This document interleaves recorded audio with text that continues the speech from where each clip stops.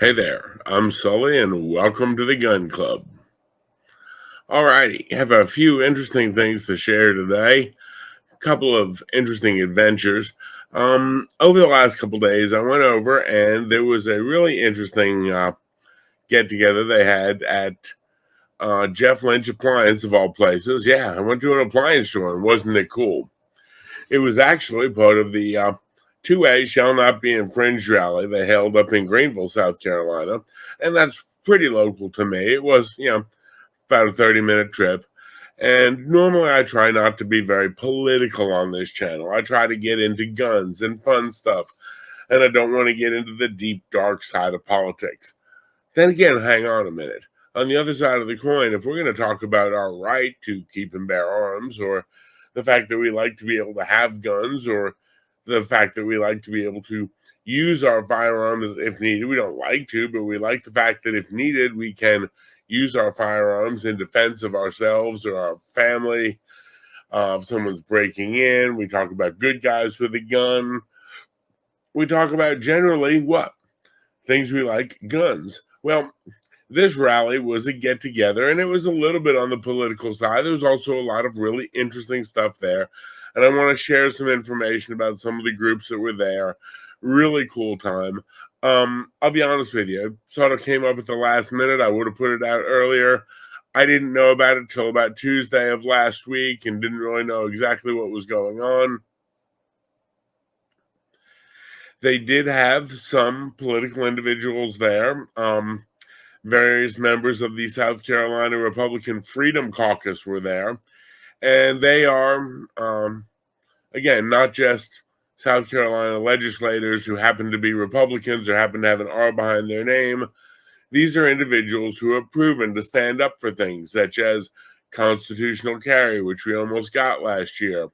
They changed our concealed carry bill to allow open carry, which basically made it a little bit easier for individuals if you happen to be wearing a different cover garment, or if you're carrying concealed and your firearm accidentally shows, it's no longer a big deal. Prior to that, I was an instructor, and we used to tell people your firearm has to be 100% hidden 100% of the time. Anything short of that, you can get it taken away. Well, that was kind of rough if you're picking something up or you're bending over at the store, or if someone happens to see something profile, you could have, under the old laws, gotten the police called on you. And pretty much, if someone could tell the officer what you were carrying and where it was located on your person, it was considered de facto that you had broken the law. And it caused a lot of drama. So these guys have gotten some laws changed for the better. Again, they're pushing to, stop some of the crazy legal garbage that goes on, some of the stupid quote unquote assault weapons bans. And, I want to give respect to these people, because the reason we have the rights we do today, somewhere back up the chain, maybe 5 years ago, maybe when these guys did it about 3 years ago with the concealed versus open carry stuff, maybe 10 years ago, 15 years ago, when they actually got the right to conceal and carry in South Carolina. Remember, there's a lot of states right now that it's very, very hard to get a concealed carry permit in.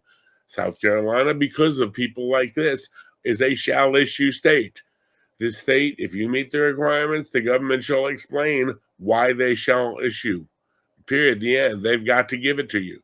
It's not something that, well, your local law enforcement can determine whether they like you or what you look like or even what color you are and decide whether or not you qualify, or what neighborhood you live in, or how you vote, or how much you contributed to their last political campaign. No, we have our right to our concealed carry permits. We have our right to open carry. We have our right to own and keep and bear arms because of people like this. So, again, want to show them a little respect.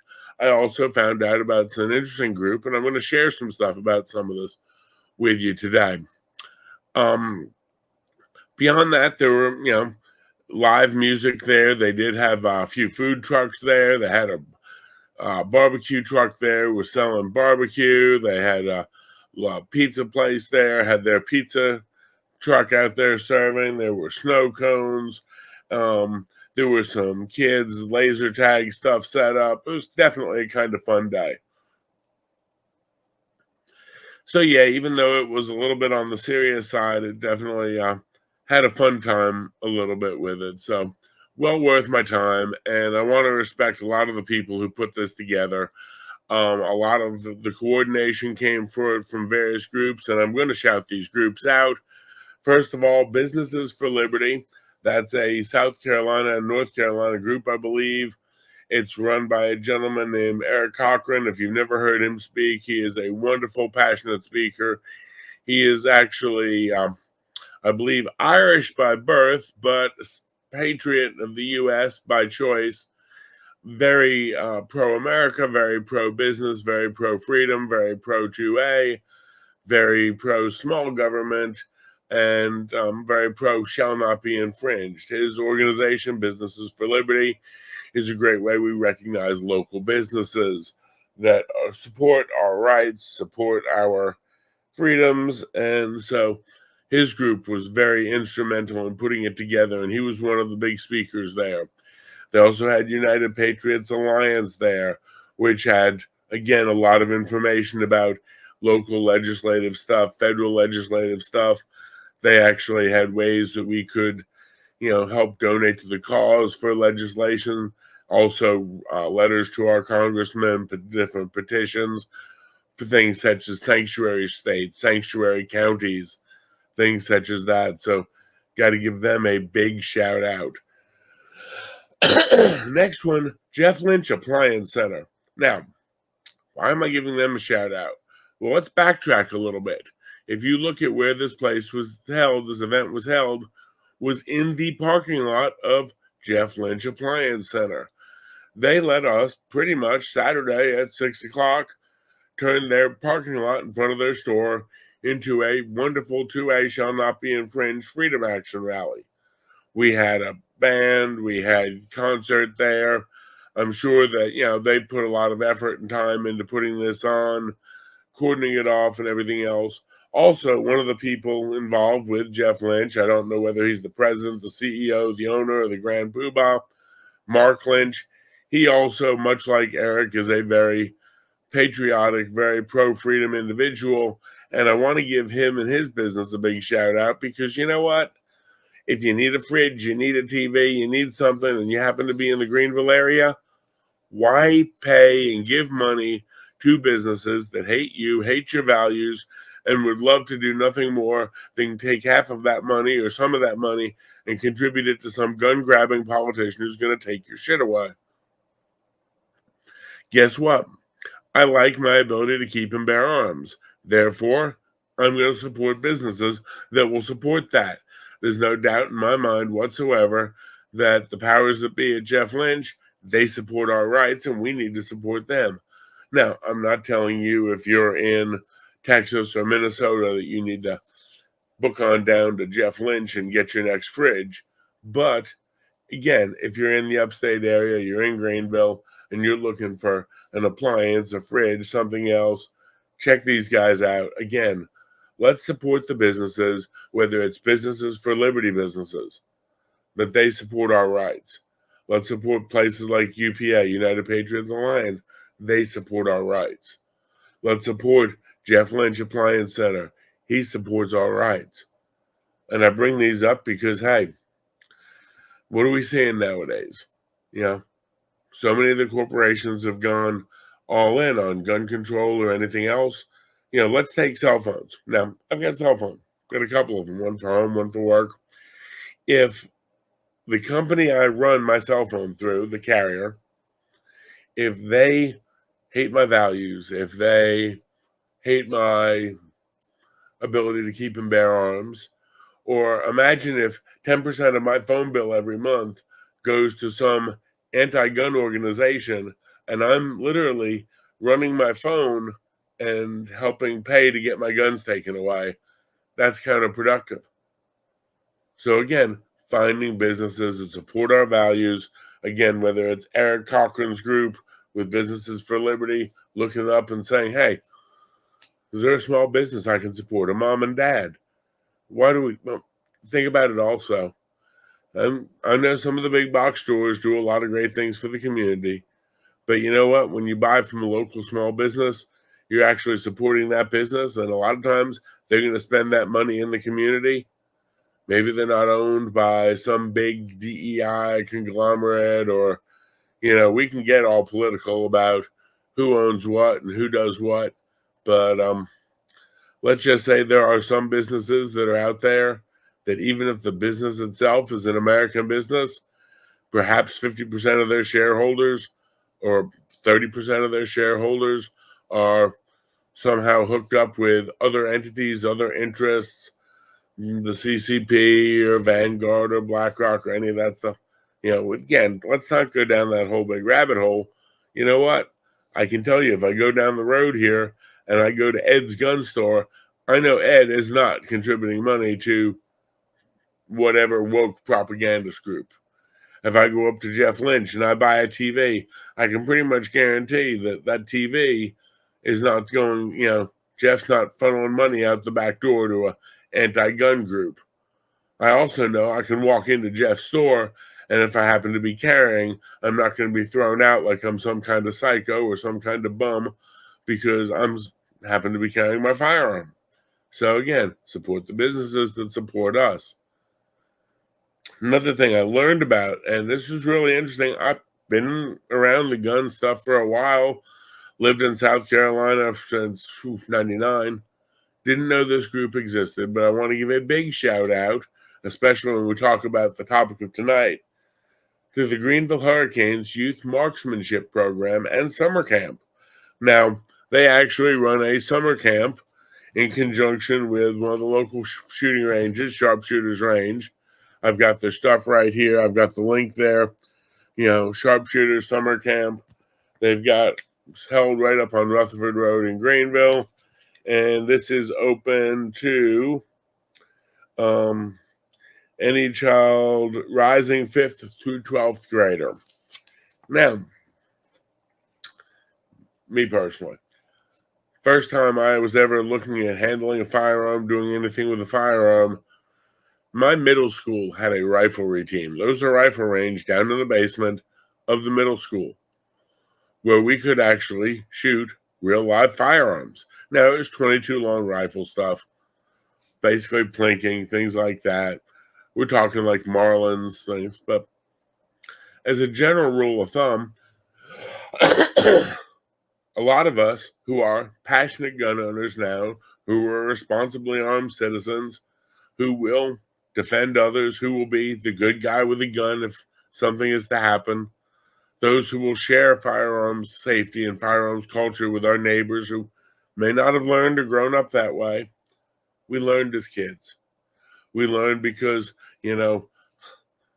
Uncle Bud told us, or Papa Bear told us, or whoever told us along the way. And now all of a sudden, what do you have? Well, you have kids being told that guns are bad, guns are wrong, guns are evil. Kids are being told to be scared of people with guns. The education system has indoctrinated such a negative about a mechanical piece of metal that fires something. Guns are not inherently good. Guns are not inherently bad. It depends on how it's used. Well, what better way to teach young people to not only respect firearms, respect the Second Amendment, to learn the proper safe use of firearms, to learn proper safety? How much of this do you think these kids are learning in a group like this, with qualified instructors in a safe, properly structured environment? Well, number one, this marksmanship program and group, they've got a competition team. They were there, they were honored. These kids had stacks of trophies and awards and medals and everything else.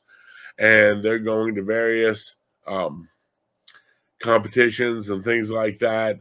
They have to raise a lot of the money for the group themselves because, it's not really a nice thing these days to go out and donate to kids with firearms. Now, if we wanted to donate to, kids doing something stupid, or we want to donate for kids painting graffiti on the street, or, do something like that, it'd be great. But here we've got these youngsters learning good quality firearms safety and firearms education. These are going to be the next generation of our firearms owners. And so we need to really support that. I put the coach's email up here because they do raffles. They've got their website also up there. You know, if you've got time, you've got the willingness to share something out, to do some good, I'd love some point to get Coach Vic on here and do an interview just to share out PR for the 5 or 6 people who ever watch these streams. I'd love to get them out and get them more interested in what's going on, because you know what? I'd rather see these kids taught right, taught properly, taught intelligently than deal with the tragedies we've seen. Because 9 times out of 10, the stupid we see is not, a good kid gone bad. It's a kid who was never taught, never do nothing. And what happened? Well, let's see how it goes. Now, the interesting part is I was already going to talk about kids and guns this week. And the reason was because there's been a few things and cases that have been in the news recently. And as you know, when we get into kids and guns, well, that's kind of a big one with me. There have been a few incidents that have gone on, and I want to sort of recap on a couple of them and talk about some that I haven't hit on yet. First off, in Rich Neck, Virginia, back in January, the 6-year-old who shot his teacher in the classroom. As you recall, it was mom's Taurus 9mm that the kid brought to school. You can go back and look through a couple of my rants. Talked about this case several times. This was the one where the principals, assistant principals, everybody was informed multiple times that the kid supposedly had a gun in school. They were kind of slack in doing anything about it. They finally searched his book bag, but they didn't search him or his desk or his cubby or anything else. And later that afternoon, after being told 4 times that the kid's got a gun in school, a round goes off and goes through the teacher's hand into her chest. And we all know what I thought about that superintendent, that assistant principal, and the general administration of that school that dropped the ball, got one of their teachers shot. We've talked about that enough. Interesting to note that mom is now facing multiple charges, not only on the firearm, but also possibly federal drug charges as well. So why did mom have her 9mm laying around where her kid could get it? And now there's questions about drug charges and firearm charges, both federal and state. So, hey, yippee. Now, when I was looking to follow up on this, I found another interesting case. This one popped up out of Norristown, Pennsylvania, February 9th, 2023. This was also a 6-year-old, brought the gun to school. The kid apparently showed the gun to someone on the bus. The school secretary caught wind of it, or someone went to the office, reported it. Everyone and their brother got involved. They went, found the gun in the backpack, and boom, was taken away. No shots fired, no one hurt, everything else. I'd like to take this secretary and see if she'd like to become the vice principal or assistant principal or whatever in Virginia, because maybe if she was there and had the guts and the brains to do something, we wouldn't have had the teacher's shot. Okay, enough of a rant, maybe. Here's where it gets fun. The story behind this: the 6-year-old brought mom's Jimenez Arms 9mm, I'm not familiar, to school. It was usually kept in the dresser in mom's room. Dresser, just not locked up, nothing. Leave it in your panty drawer, lady. Now, the fun part is the 10-year-old, fortunately, took the ammo out of it. But do you know why the 10-year-old brother took the ammo out of the gun that the 6-year-old brought to school?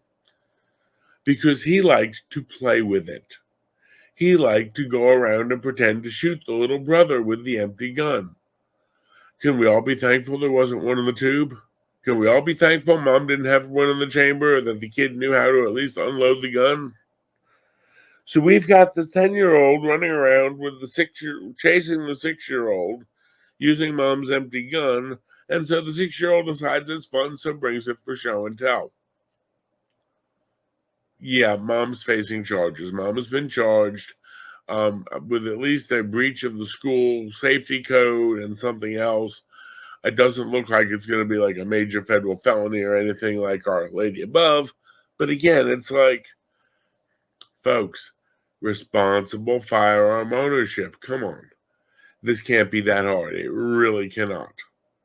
This is like begging for an accident to happen. That the 10-year-old routinely took the firearm out, chased the little brother around with it.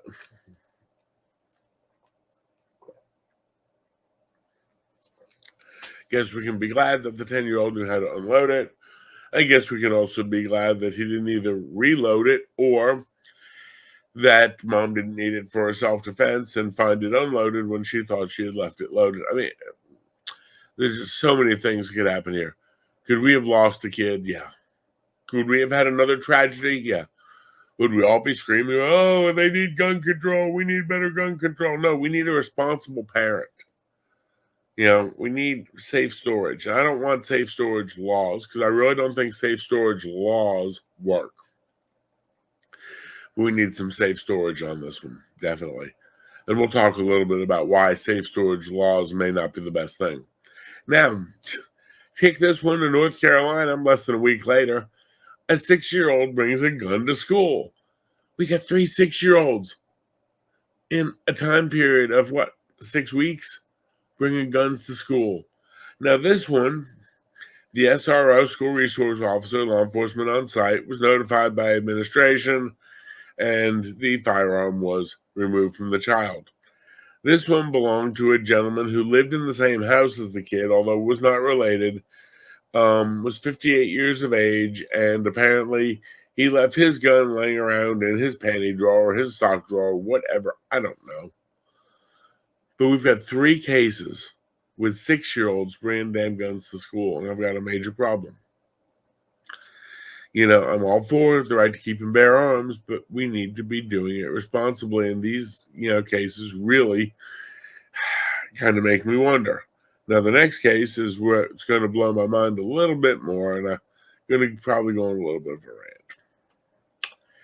Wendell, North Carolina. Yeah, when I was looking for 6-year-olds bringing guns to school, I found 3 of those. But now, when I'm trying to figure out on 2/14 of 23 about the 6-year-old in Rocky Mount, North Carolina, bringing the gun to school, I've got to go through the middle school student, also on 2/14 of 23, bringing a damn gun to school in North Carolina. Folks, again, all for 100% the right to keep and arm bears, or keep and bear arms, whichever you prefer. I've got a major problem when you've got guns laying around where kids are putting hands on them. We need to do better. And you think about when you hear what the gun grabbers are saying and what everyone's coming out with from the negative, they can use any case like this to say the gun owners are irresponsible idiots. And what do we say back?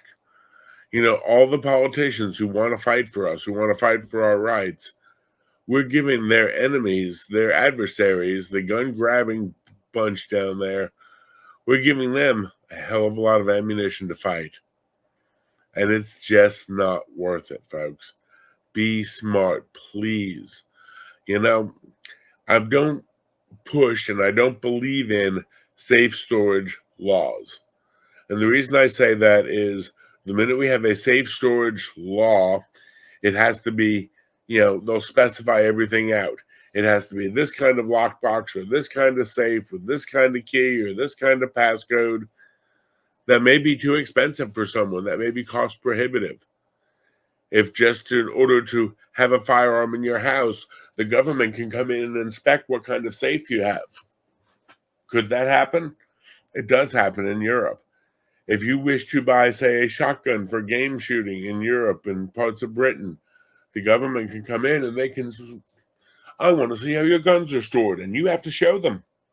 Then you have to show them what you have. What about, come back with it doesn't count over there. This kind of stuff, safe storage laws, well, a safe storage law could easily get into Well, we want to see how your guns are stored. We want to see what you have. Show me every gun in the house. Let's go walking through your house and see what we see. Folks, we are our own worst enemy and stuff like this. I'm not saying it because, I want to be an asshole. I'm not saying it because I want to be difficult. I'm not saying it because I want to get flamed down in the comments. I might, folks, we need to be responsible firearms owners. And this stuff doesn't scream responsibility to me. What can I say? If you want to, hey, email me your hate mail. Go ahead, send it up. I'll be more than happy to take it. But on the other side of the coin, I also know that, we need to do better. And that's the best I can say. Now, as we go through and we look at this, any one of these individuals, we could have had a epic tragedy. We could have definitely lost a kid. We need to do better. And I know the vast majority of firearms owners do better. I know that there are millions of firearms out there that none of these kids would ever get their hands on. I know how I keep my firearms locked down. I know how I take care of my stuff. No, it wouldn't happen. But on the other side of that coin, this is something, we talk about the 4 rules of firearm safety that we all can quote in our mind. Never point at anything you don't intend to shoot. Keep your finger off the trigger until you're ready to shoot. Make sure of your target and what's behind it. Treat every gun as if it's loaded all the time, every time until you've cleared it. Right, we all know all that. Next one, if your gun ain't in your hand or your holster, keep it secure. Please, let's go with this. I would, one, we did get a teacher shot. Fortunately, it wasn't a kid shot. The other ones, we didn't get anyone shot, no one injured. We dodged a bullet, quite literally, or the kids did anyway. We can do better. We have to do better. We need to be smart about this. Alrighty, enough about that topic. I know this is sort of a, topic, and I know that no one likes to hear me rant, but on the other side of the coin, I really, in seeing this, it just really bugs me because, again, I know this is ammunition that's going to be used to tippy-toe or infringe on stuff. I know that this is the kind of stuff we'll pay for again. Now, let's get into this one. Some good guy with a gun, a little bit of good news, or better news, I'll say. Centerville, Ohio, a resident shoots intruder while calling the police. Police responding for a call about a break-in find an intruder shot. 4:55 in the morning, the resident wakes up to hear someone in his house. He's on the phone with the police, and while they're trying to get there to him, he ends up having to engage with and shoot a criminal, or shoot a intruder. The resident and 2 children in the home were uninjured, unwounded, unscathed, and a 36-year-old male intruder was found dead of 1 gunshot wound. There was also a female found outside the house who, although was not shot, was found semi-conscious or unconscious but was breathing, and they went ahead and transported her to the hospital. As far as we know, she never entered the house or never did anything. Don't know why she was unconscious, HIPAA laws and everything. But whether this was drugged out, strung out, crazy person, don't know. But someone broke into this guy's house at 4:55 in the morning, and it's the old story of, why do you need a gun? Why can't you just call the police? Because when seconds count, the cops are minutes away. Very simply. He was on the phone telling the police to hurry up when the shot was fired. It's on the tape. When seconds counted, police couldn't get to him in time. He and his kids are okay, courtesy of his 2A rights. You don't hear about this because, again, bad stuff like the other stuff I was talking about wants to make the headlines. But we cover the good stuff. Now, I don't know how this guy's firearm was stored. I don't know how he keeps it with kids in the house or anything else. But fortunately, he was able to, get to his phone and his firearm quickly enough. He didn't have to go through maybe 42 combinations safe with everything else. And, he was able to do that and defend himself. Another one we have from Ascension Parish down in Louisiana. Homeowner shoots a man breaking into their house. The suspect had already attempted to break into the car outside, sets off the alarm, wakes everybody up. The suspect then goes to the resident's back door. He's pounding on the door. He breaks the window, trying to get through to unlock the door. One shot fired. Suspect backs off and goes down. Moments later, the suspect resumes punching through the glass again. Another shot fired. Suspect backs off. Finally, suspect gets back up and manages to break through the door, make entry into the house, resulting in multiple shots fired and the suspect deceased on the scene. Now, when we say multiple shots fired, possibly the first two were a single shot, the last one was 3 to 4 shots fired. So a single intruder didn't go down until 5 or 6 shots, and that's very legitimate. That's a very real argument. And the reason I bring this up, if a single intruder takes 5 or 6 shots to stop, if it takes 5 shots to stop one intruder, what happened if there were 3 and you've got a 10-round limit? You better be damn good at reloading. Or what happens? We talk about why we need firearms to protect ourselves and magazine limits and capacity limits. What if it was multiple intruders? It took 5 or 6 shots to stop this, to get this suspect to finally, unfortunately, pass away. And I'm not happy the suspect is dead, don't get me wrong. On the other side of the coin, I am happy that the suspect's attack was finally thwarted. Because after the first 3 to 4 bullets, it wasn't. After 3 to 4 rounds at close range, the suspect continued to attack. Is that very real? Yes. I don't know what caliber, don't know anything, range, bullet, quality, anything else. What we do know is once you're at a point that you're engaging in a lethal force encounter and you are shooting, you may have to shoot until the threat is stopped. And this is not the movies where someone gets shot with a single round and recoils and drops to the ground. It may not happen, depending on where you're hitting them, what kind of bullet, what quality of bullet, round nose versus jacketed hollow point, whatever else. You want a round that will stop the attack. As in to make the attacker either A, incapacitated on the ground, B, make them bail out, run the other way, whatever the case may be, make them break off the attack, make them think better of it. Apparently in this one, the gentleman who was breaking in was possibly under the influence of some interesting substances. And so after being shot a few times, he just kept on coming for you. Good thing we don't have mag limits. Things like this are why we train. Things like this are why we talk about carrying quality ammunition. Things like this are why we talk about, hey, good guys with a gun. We train, we go to the range, we make sure we've got our 2A rights. Because you know what?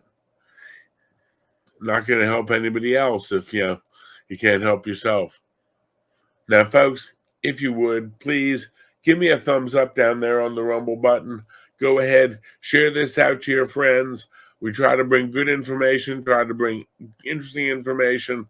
Like I said, I want to give a big shout out to the organizers of our little 2A weekend we had, or a little 2A retreat day. It was definitely a whole lot of fun. Much respect to Eric and all his people for that.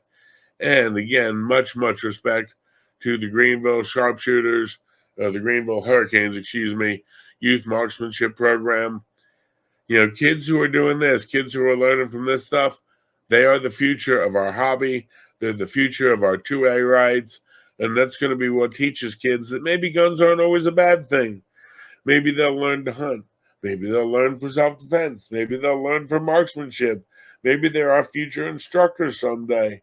Maybe they'll save someone's life. Maybe they'll be future military or law enforcement. They'll join the thin blue line or the thin green line. Who knows? But wherever they go and wherever their future holds for them, maybe they'll go ahead and be productive citizens who respect 2A, who respect our rights. They may be future politicians, fighting gun grabbers. If you have a little money to throw some cash their way, there's the contact information. Again, they pay for a lot of stuff out of pocket. Looking at all this stuff when they talk about, ammunition, when they talk about cost of going to tournaments and national tournaments, you know, let's get these kids off on a good foot. Let's respect the kids who are doing right. We can always bitch about the kids who don't do right and how kids are just so awful these days. And I know I hear it plenty. Well, let's go ahead and do something right for these kids and do something right by these kids. Let's go ahead and help them out. That's all I've got for today. Thank you much. Be smart. Be safe. Y'all have a good one. Bye.